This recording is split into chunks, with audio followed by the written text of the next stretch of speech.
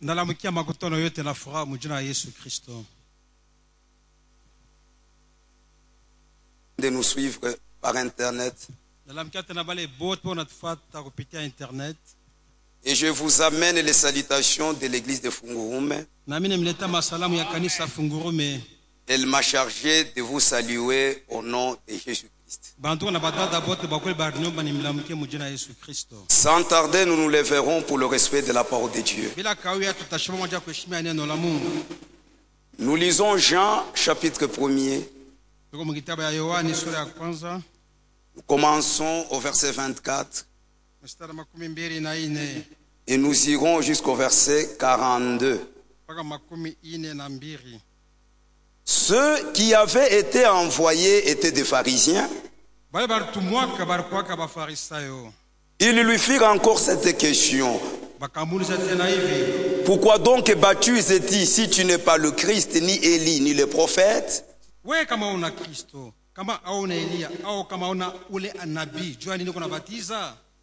Jean leur répondit, moi je vous baptise d'eau, mais au milieu de vous il y a quelqu'un que vous ne connaissez pas qui vient après moi.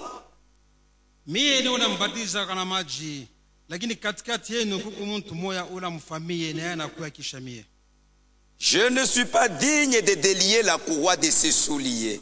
29. Le lendemain, il vit Jésus venant à lui, il dit,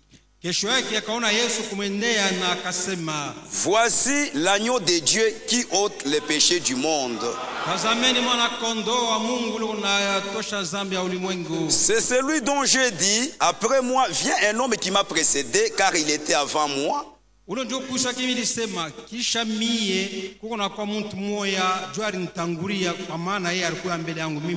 Je ne le connaissais pas, mais c'est afin qu'il fût manifesté à Israël que je suis venu baptiser d'eau.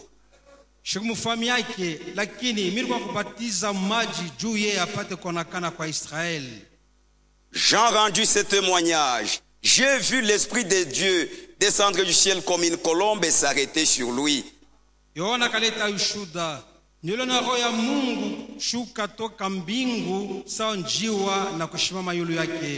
ne le connaissais pas, mais celui qui m'a envoyé baptiser d'eau, celui-là m'a dit, c'est celui sur qui tu verras l'Esprit descendre et s'arrêter, celui qui baptise du Saint-Esprit.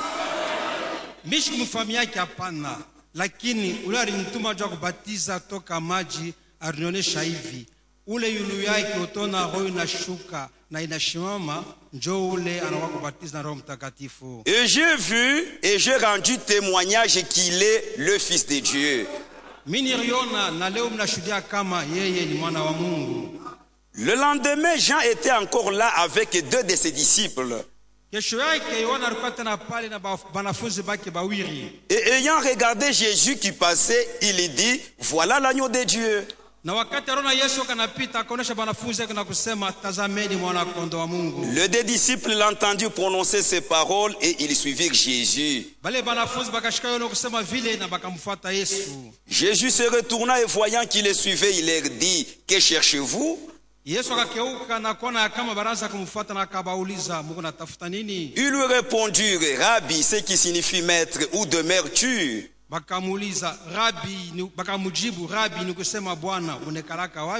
Venez, leur dit-il, et voyez. Ils allèrent et ils virent où il demeurait. Et ils restèrent auprès de lui ce jour-là. C'était environ la 10e heure. 16 heures. André, frère de Simon-Pierre, était l'un de deux qui avait entendu les paroles de Jean.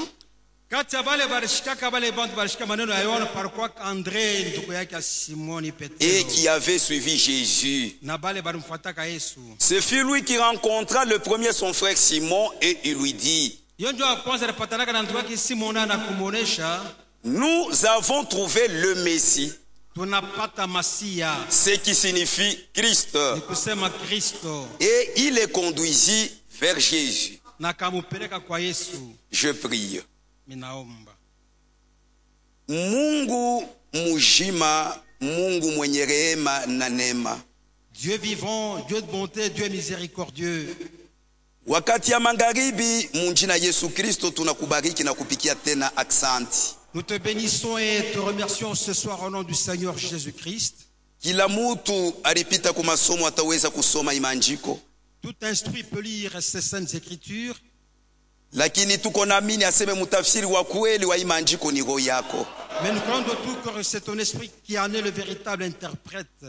Ichika kunitosha paifuashi shina wa mafa. Veuille donc m'ôter de cet endroit parce que je suis indigne. Me ichika wepeke kunibeba comme un simple micro na kusema kutaifa yako. Et daigne m'utiliser comme un simple micro afin de parler à ton peuple. Atukuye kushikia mutu tuko mafa na neno yako. Nous ne sommes pas venus écouter, non, mais nous avons plutôt besoin de ta parole. Utongoze tangu mwanzo na mwisho ya mkusanyiko. Conduis du début jusqu'à la fin de cette réunion. Kwa maana tuko na ilomba na imani. Parce que nous te le demandons avec foi. Munjina ya Yesu Kristo. Dans le nom de Jésus-Christ. Amen. Amen. Pouvez vous asseoir.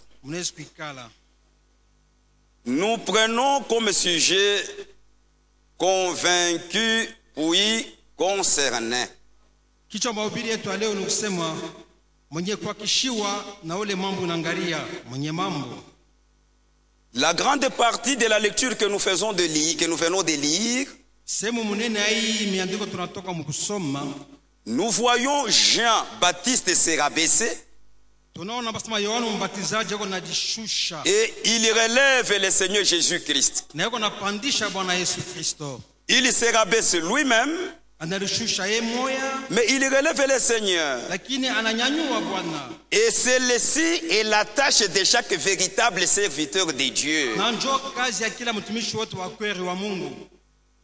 Un véritable serviteur de Dieu ne tire pas de foule derrière lui-même.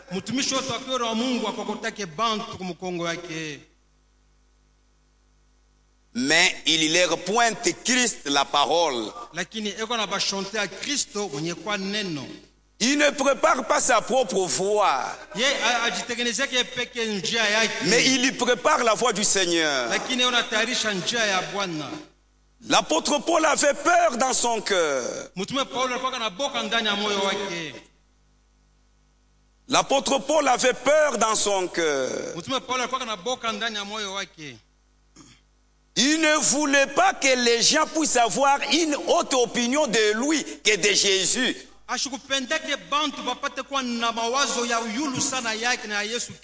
Il ne voulait pas que les gens en arrivent à les respecter lui plus que le Seigneur. C'est pourquoi il dit, lorsque je suis arrivé chez vous, ce n'était pas dans une démonstration de la sagesse, mais je suis venu par la puissance de Dieu, afin que votre foi fût fondée en Dieu. Frère Branham nous fait voir cette idée dans son message intitulé « L'invention des États-Unis ». Ndugu Branham anatonesha wazo muhimu wa ubiri nye kuitwa invasion des États-Unis, kuangamizwa kwa États-Unis. Prêché dimanche matin le 9 alihubiri muyenga busubuhi le 9 1954 à Jeffersonville. 1954 ku Jeffersonville. Ici je lis sur la tradition de la voix de Dieu. Hapa mimi nasema vile la voix de Dieu ligeuza. Paragraphe 87 en 92, mais je prends juste une petite chose. Paragraphe 87 en 92 natosha moto kwa kintu kaloko. Parfois je pense à mon ministère. Je vois des gens qui viennent dans ma chambre d'hôtel. Et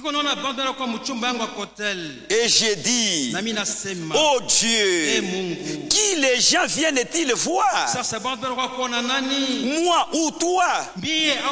Voyez, s'ils viennent pour me voir moi, ils sont encore perdus. Mais oh Dieu, démolis-moi. Ôte-moi de là. C'est toi que je vais représenter. Celui devant qui je me tiendrai un jour, les mains tremblantes, et le corps affaibli, tremblant et regardé, sachant que les desseins de mon âme dépendent de ta décision. Exaltons Christ. Et Dieu vous bénisse. Convaincu, puis concerné. André ayant écouté le message du Seigneur et étant convaincu que Jésus c'est lui le Messie, il s'est senti automatiquement concerné à aller en parler à Pierre. Et mon message, je le penche au retour imminent de Jésus-Christ. Jésus revient bientôt. Et si quelqu'un est convaincu que le Seigneur revient, il sera automatiquement concerné par la préparation. Il va préparer son âme pour le rencontrer. Dans ce monde, il y a deux groupes de gens. Il y a des moqueurs qui disent: aujourd'hui, les choses sont comme au temps de nos pères. Jésus ne revient pas. Mais il y a nous, les enfants de Dieu. Nous sommes convaincus parce que nous avons été enseignés et nos yeux ont vu certaines choses qui montrent que Jésus-Christ est à la porte. Avant la destruction du monde et avant la destruction de Sodome et Gomorrhe, dans Genèse 18, au verset 17, Dieu s'exclame. Il dit: cacherai-je à Abraham ce que je vais faire? Avant que Sodome et Gomorrhe ne soient détruits, Dieu avait le souci de dire à Abraham, qui était un élu, les secrets de la destruction de Sodome et Gomorrhe. Et aujourd'hui, le Saint-Esprit s'exclame aussi: cacherai-je à l'épouse ce que je vais faire? C'est pourquoi dans Thessaloniciens, l'apôtre Paul nous dit que vous êtes les enfants du jour. Vous êtes les enfants des lumières. Ce jour ne peut pas vous surprendre. Et étant les enfants du jour, les enfants de la lumière, nous connaissons que l'année 1906 marque la fin de l'âge de Philadelphie, le début de l'âge de la Odyssée. Et dans cette année, en Amérique, en Californie, lorsqu'un prédicateur noir prêchait de toutes ses forces, le Seigneur a accepté qu'il puisse y avoir l'effusion du Saint-Esprit. Et dans cette effusion du Saint-Esprit, Dieu avait pour objectif la restauration des dons. Il a restauré les 9 dons du Saint-Esprit et les 5 ministères qui sont aussi des dons. Et lorsque les ministères sont restaurés, le ministère du prophète lui aussi devait être restauré. Pourquoi? Parce que dans Malachie chapitre 4, Dieu avait promis qu'avant ces jours grands et redoutables ne viennent, je vous enverrai Élie le prophète. La venue d'Élie le prophète est l'un des signes qui nous montrent que nous sommes à la fin de temps. Que Dieu vous bénisse. De 1914 à 1918, il y a eu sur la terre la première guerre mondiale, qui a été arrêté le 11 du 11e mois à 11 heures. Et cela a un langage pour Dieu. Lorsque nous lisons Matthieu chapitre 20, du verset 1 au verset 7, Jésus nous dit que le royaume des cieux est comparable à un homme qui envoie des ouvriers à des heures différentes. Mais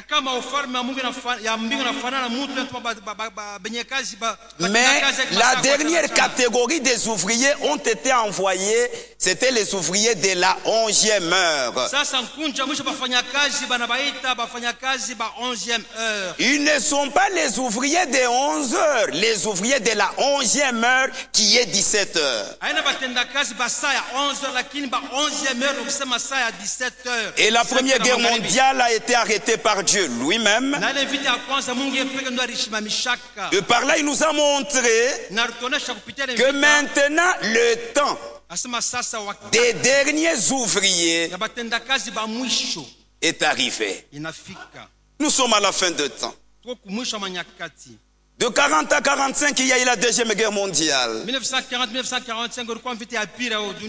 Que le Seigneur a encore arrêté. La guerre s'arrête en 45. En 46, Israël a été reconnu comme État. En 47, on délimite le territoire d'Israël. Et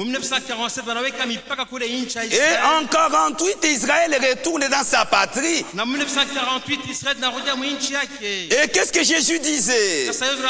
Lorsque vous verrez les figuiers bourgeonner, vous comprenez que l'été est proche. Et les figuiers dont Jésus parlait, c'est le retour d'Israël qui avait été longtemps dispersé. Tout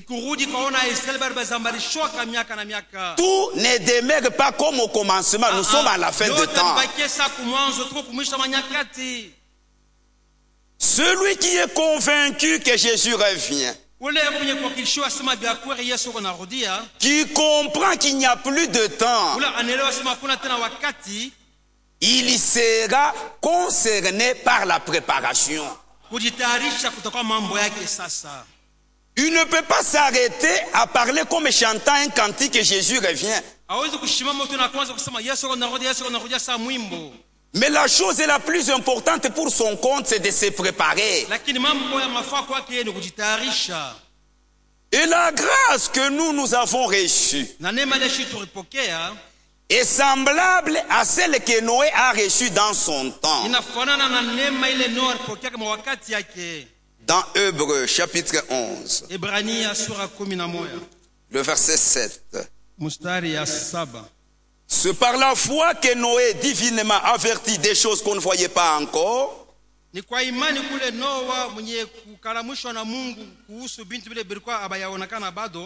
Et saisi d'une crainte respectueuse, construisit une arche pour sauver sa vie. C'est par elle qu'il condamna le monde et devint héritier de la justice qui s'obtient par la foi.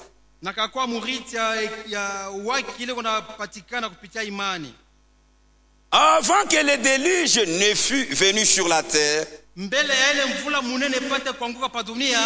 Dieu a averti Noé. Et la chose la plus capitale dans le comportement de Noé, ce n'était pas juste construire l'arche, mais c'était construire l'arche conformément aux instructions que Dieu lui avait données. Dans le message de Noé, il y avait beaucoup de choses qu'ils ne se comprenaient pas. Juste le bois que Noé devait utiliser. Le bois de gopher. Si Noé n'avait pas confiance au message de Dieu, cela le compliquerait. Le gopher est un arbre. Lorsque vous le coupez, il y fait sortir sa sève. Il est le type du croyant. Parce que dans la rédemption, il y a deux parties. Il y a sortir du monde et entrer en Christ. Maintenant, le gopher est comme un chiffon. Il y fait sortir sa sève. Et lorsque vous le plongez dans un liquide, il absorbe le liquide. C'est pourquoi au temps de Noé, les moqueurs sont venus à Noé.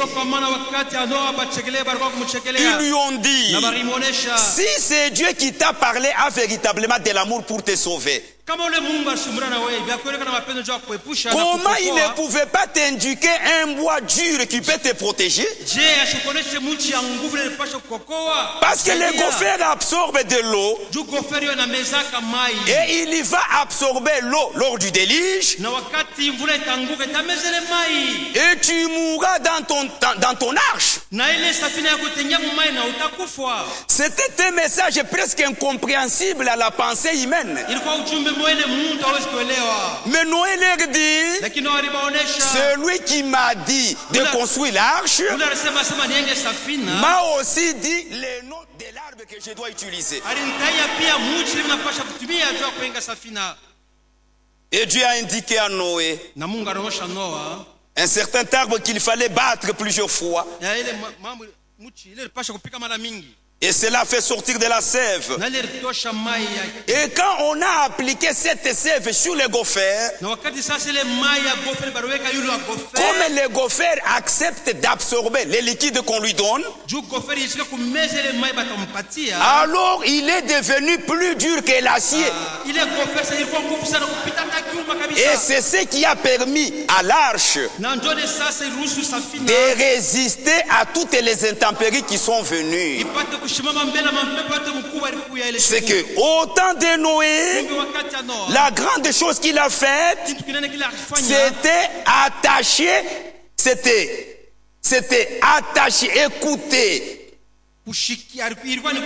C'est-à-dire, il avait une attention particulière au message que Dieu lui a donné. C'est ce qui lui a permis d'échapper. Et nous aussi, si nous voulons échapper, nous devons attacher une attention très particulière aux instructions que Dieu nous donne par la parole. C'est pourquoi dans le livre des Proverbes, chapitre 22, le verset 17 à 21, prête l'oreille et écoute les paroles des sages.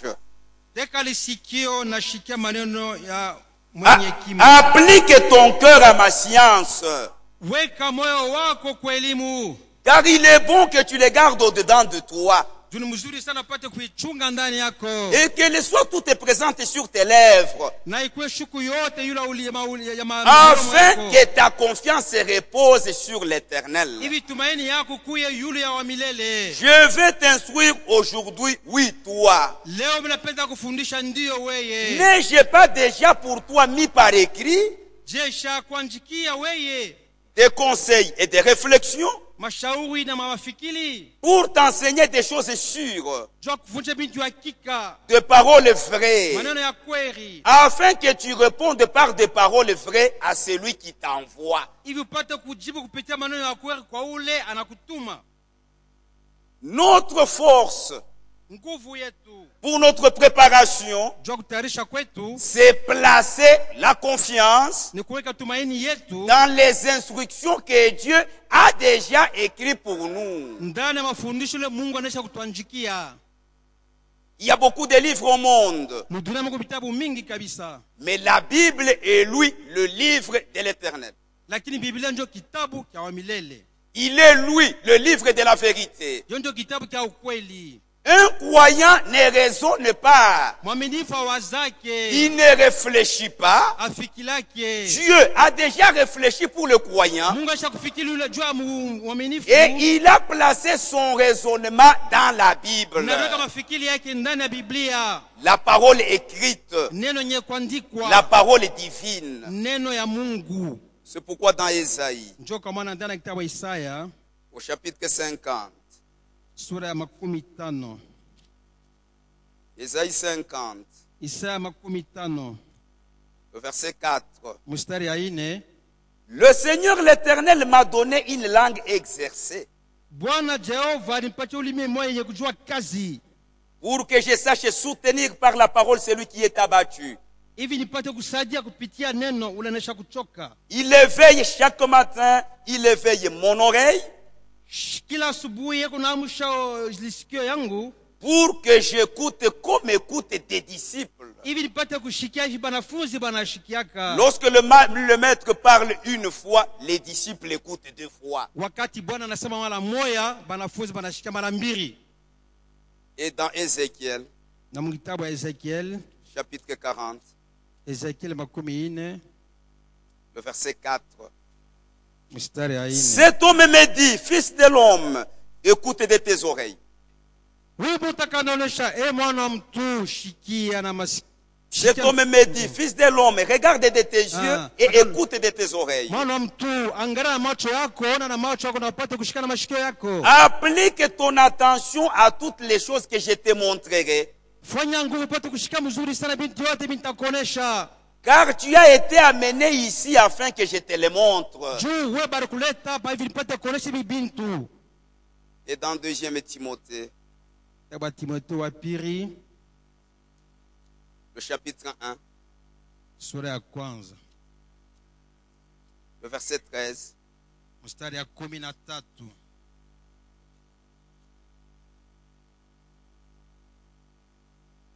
Retiens dans la foi et dans la charité qui est en Jésus-Christ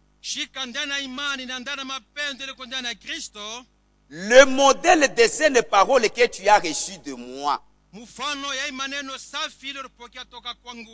Garde les bons dépôts par le Saint-Esprit qui habite en nous.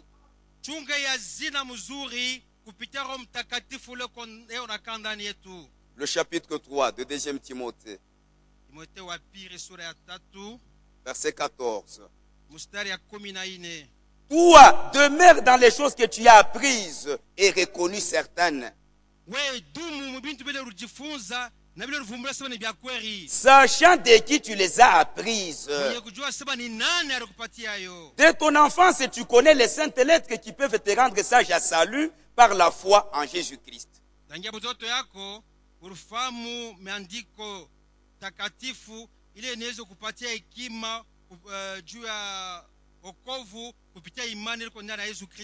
Ce qui a aidé Noé à s'échapper, c'est l'attention particulière aux instructions de Dieu. Et ce qui aidera le croyant à s'échapper, c'est encore l'attention particulière aux instructions qu'il y a dans la parole de Dieu. Et la parole de Dieu est d'une très grande importance pour le croyant. Frère Branham exprime cette pensée dans son message conflit entre Dieu et Satan, prêché le 31 mai 1962. Ici, j'ai tiré sur la traduction Shekinah, paragraphe 54, 55 et 60. En Éden, Dieu connaissait son ennemi, ainsi que toutes les attaques de son ennemi. Bon, Dieu est le Dieu infini. Et le Dieu infini est la perfection des perfections. Il connaissait toutes choses avant que cela ne fût. Et par conséquent, si c'est Dieu infini a pu regarder dans les futurs, et il l'a fait, et voir la fin depuis le commencement, et savoir qu'il aurait des enfants sur cette terre, ses propres enfants bénis, ne pensez-vous pas qu'il a pourvu pour eux au mieux qu'il le pouvait? Ne le feriez-vous pas ce soir pour vos enfants qui sont de pauvres gens sans appui, qui ne peuvent prendre soin d'eux-mêmes?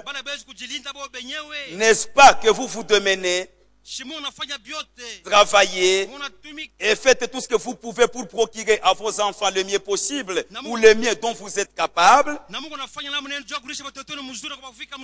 L'assemblée dit Amen. En effet, vous êtes un père, un parent. Et si cela est la préoccupation d'un parent terrestre, et la paternité provient de Dieu parce qu'il est le premier parent, ne pensez-vous pas que Dieu, ayant vu ce que serait Satan, ce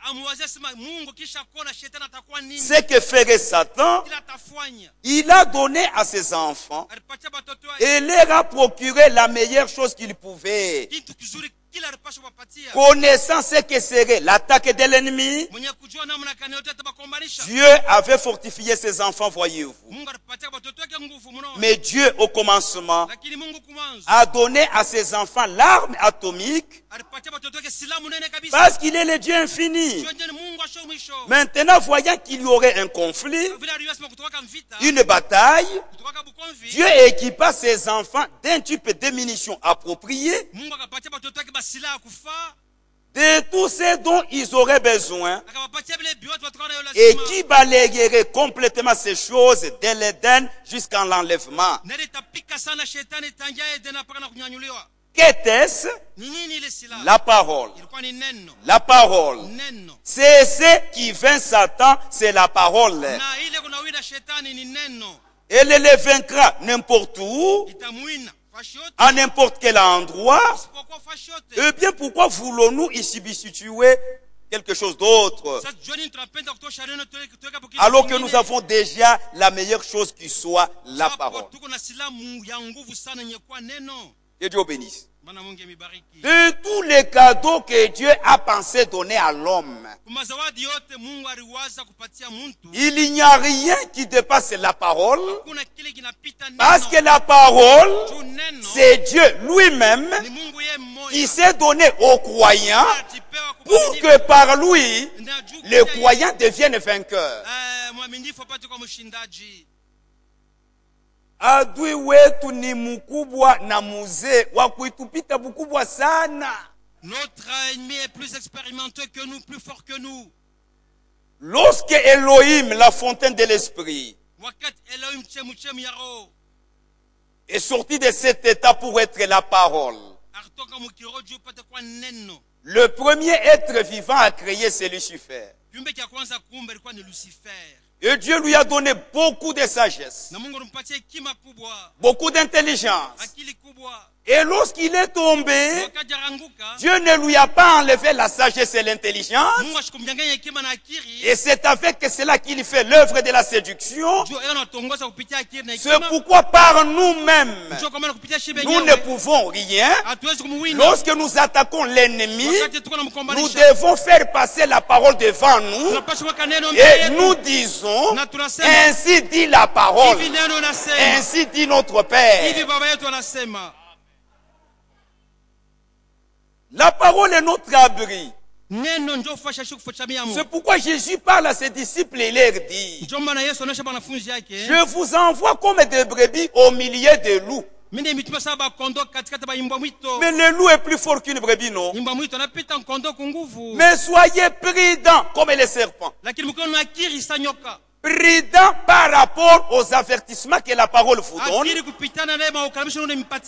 Et soyez simples comme des colombes, simples par rapport à la correction que la parole vous donne. Étant prudent par rapport aux instructions et simple par rapport à la correction, c'est ainsi que nous deviendrons plus forts que le loup. Jésus revient. Mais est-ce que tu t'es préparé? Dans Ézéchiel chapitre 36, je ne lis pas à cause du temps. Dans Ézéchiel chapitre 36, à partir du verset 25, l'Écriture dit: je répandrai sur vous une eau pure et vous serez purifiés. J'enlèverai de vous les cœurs de pierre. Je vous donnerai un cœur nouveau. Je vous donnerai un esprit nouveau. Et je mettrai en vous mon esprit. C'est cela le schéma de la nouvelle naissance. Avez-vous le nouveau cœur? Et qu'est-ce que c'est le nouveau cœur? Le nouveau cœur est une nouvelle manière de penser que Dieu place en vous. Avez-vous le nouveau esprit? Il est un nouveau désir. Vous voulez être comme le Seigneur, que Dieu place en vous. Et l'Écriture dit que tout ce qui est pur, ce qui est vrai, ce qui mérite l'approbation, soit l'objet de vos pensées. Lorsque vous pensez, posez-vous la question: si ce que je pense ici pouvait être placé sur la table, et que mon épouse verrait ça, et que mon pasteur verrait ça, et qu'un frère verrait ça, est-ce que ça mérite l'approbation? Si ça ne mérite pas l'approbation, que cela ne soit pas l'objet de tes pensées. Vous voyez, le désir est produit par celui qui règne dans vous. Soit le vieil homme qui a la nature des choses anciennes, soit le nouveau homme qui a le désir des choses saintes. Tu crois et tu acceptes que Jésus revient bientôt. Mais as-tu un nouveau cœur? As-tu un nouveau esprit? As-tu reçu l'Esprit de Dieu qui dans ce contexte s'appelle la nouvelle naissance? Que Dieu vous bénisse pour ce soir.